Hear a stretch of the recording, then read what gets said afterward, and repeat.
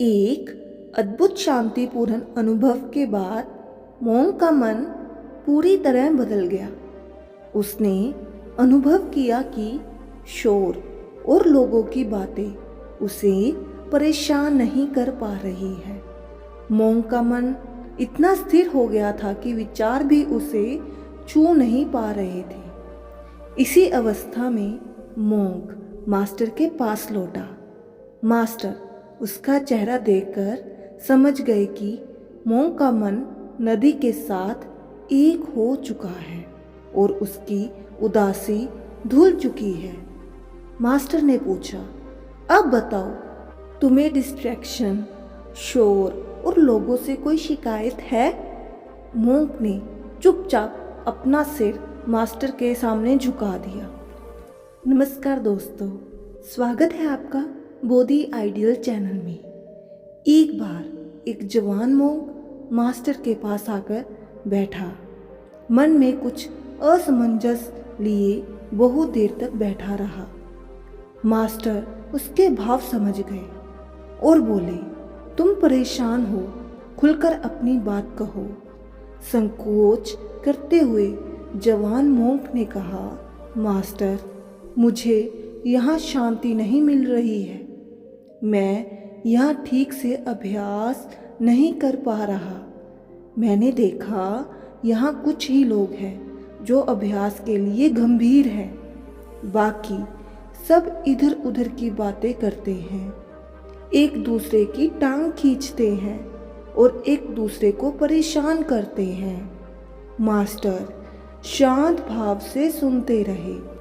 नौजवान मोंग ने साहस करके कहा, मास्टर, मैंने देखा कि कुछ लोग मेरे लिए नकारात्मक बातें करते हैं, मुझे परेशान और डिस्टर्ब करने की कोशिश करते हैं, जिससे मेरा ध्यान बार बार टूट जाता है। इसलिए मैं यहाँ से एकांत स्थान पर जाना चाहता हूँ, जहाँ कोई नकारात्मक बातें ना हो, जहाँ की शांति में मन को सुकून मिले और मैं गहरा ध्यान लगा सकूं। मास्टर शांत रहे। वो मोंग की इच्छा से सहमत नहीं थे। मोंग ने फिर कहा, मास्टर, मुझे यहाँ बहुत डिस्ट्रैक्शन है। आप ही मुझे कोई शांतिपूर्ण जगह भेज दीजिए।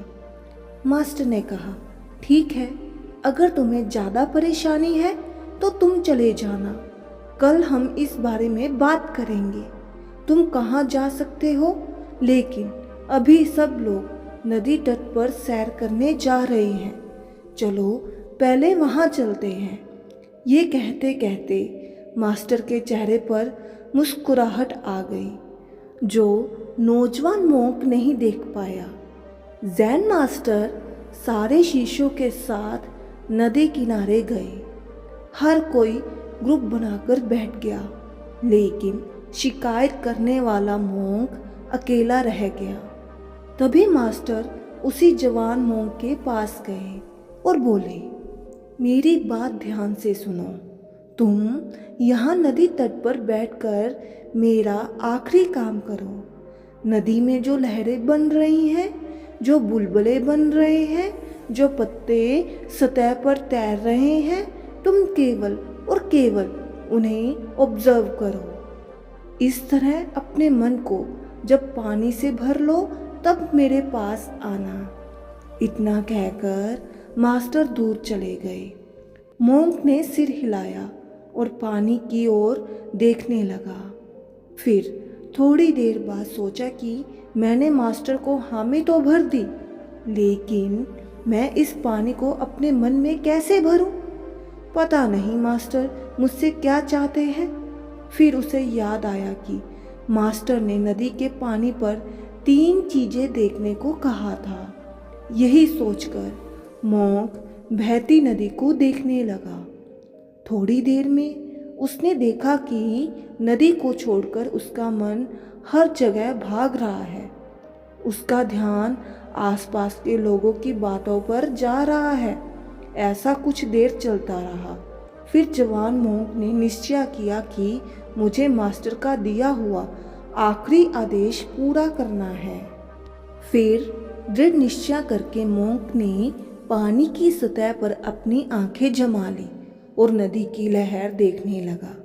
एक लहर चलती, फिर वहीं दूसरा रूप ले लेती, पत्थर से टकराती तो कुछ बुलबुले उठते। बीच बीच में विचार भी आ रहे थे, लेकिन अब उनकी आवाज़ धीमे पड़ने लगी। मोंक के लिए धीरे धीरे ऑब्जर्व करना आसान हो गया। फिर नदी के अलावा कुछ नहीं बचा। मोंक ने पाया कि उसे अपने आप ही पानी की कलकल की आवाज़ सुनाई देने लगी। पानी का साफ रंग, पानी के ऊपर चमकती हुई सूरज की रोशनी, सब कुछ उसे बिना कोशिश के दिखने लगा। नदी की सतह देखते देखते मोंक ने अचानक पानी का वेग, पानी की शीतलता अपने अंदर महसूस की। उसका मन नदी के पानी जैसा ठंडा हो गया और मोंक को ऐसा लगा कि नदी का पानी उसके मन की सारी शिकायतें, डर और शर्तें बहता जा रहा है। उसकी आंखें कब बंद हो गई मोंक को पता ही नहीं चला। अब वो पूरी तरह से प्रेजेंट मोमेंट में था। मोंक नदी के साथ एक हो चुका था। कोशिश, निराशा, सब कुछ इस पल की शांति में घुल चुकी थी। मोंक ने जब आंखें खोली तो सब जा चुके थे और दोपहर होने वाली थी। मोंक भी आश्रम लौट आया, लेकिन इस बार उसके चेहरे पर शांति और मन में विश्वास था। वो सीधे मास्टर के पास गया। मास्टर ने देखा कि मोंक के चेहरे पर स्थिरता है, उदासी और टेंशन गायब हो चुके हैं। मास्टर ये देख बहुत खुश हुए और बोले, अब बताओ कहाँ जाना चाहते हो? मोंक निशब्द था। मन में ना ही जाने की कहीं इच्छा थी, ना ही कोई सवाल, ना ही कोई असंतुष्टि। मास्टर ने फिर पूछा, अच्छा बताओ, आज तुम्हें किसने परेशान किया? किसी ने तुम्हारी बुराई की? मोंक खुद आश्चर्य कर रहा था।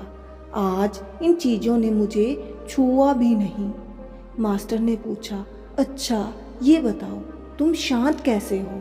दृढ़ निश्चय शोर से ज़्यादा जरूरी है, मोंक ने कहा।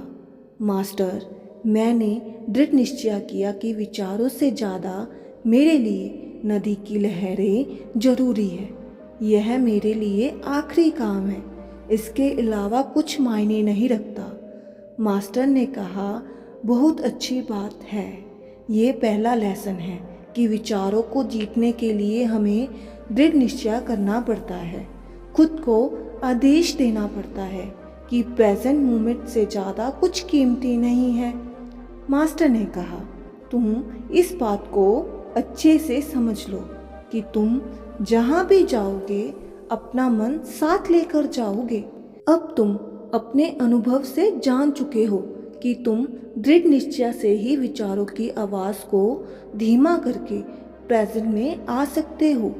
इसके साथ साथ तुम ये भी अनुभव कर चुके हो कि तुम्हारे भीतर की जमी हुई शिकायतें प्रेजेंट मोमेंट में आने से घुल जाती है।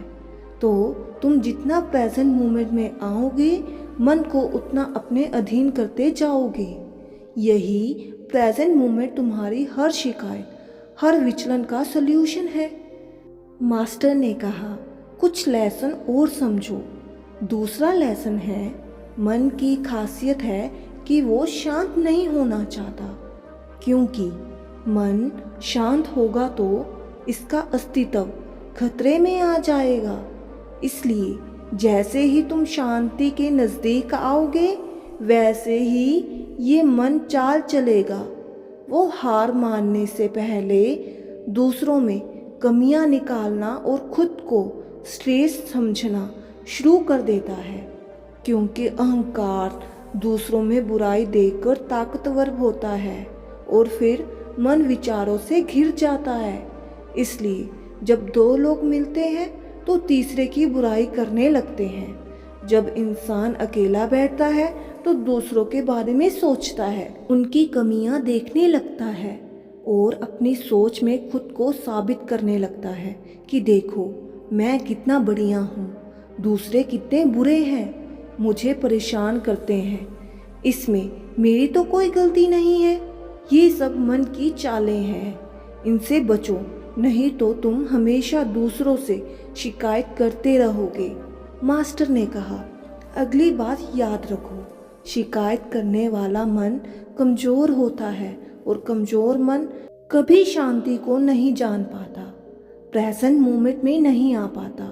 तुम जहाँ भी जाओगे अपना मन साथ लेकर जाओगे, इसलिए सावधान रहो।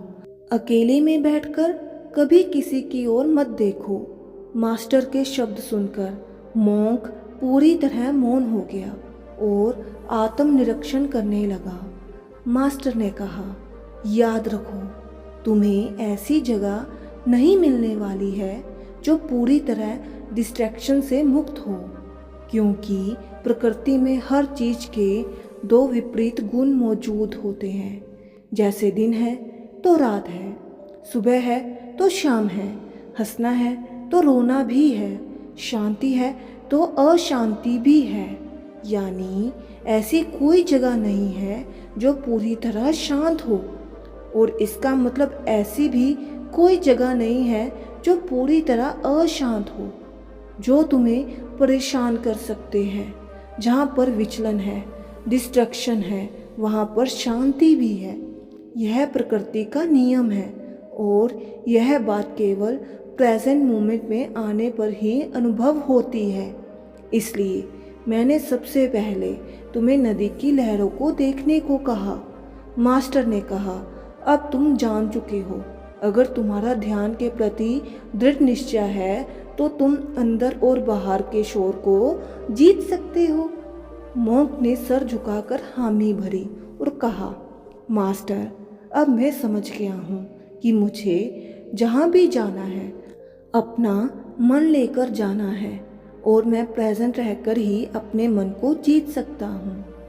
दोस्तों, गौतम बुद्ध कहते हैं कि मन का भोजन हमारे विचार हैं और जब तक हम सोच विचार करते रहेंगे तब तक ध्यान नहीं कर पाएंगे। ध्यान एक ऐसी विद्या है जिसकी मदद से हम नकारात्मक विचारों को दूर कर सकते हैं और मन को शांत कर सकते हैं। लेकिन ध्यान करना इतना सहज नहीं है, इसके लिए लंबे समय तक ध्यान का अभ्यास करना जरूर होगा। तो दोस्तों, कैसी लगी कहानी ज़रूर बताइएगा। आपका कीमती समय देने के लिए बहुत बहुत धन्यवाद। मिलते हैं अगली वीडियो में, तब तक शुभ प्रभात।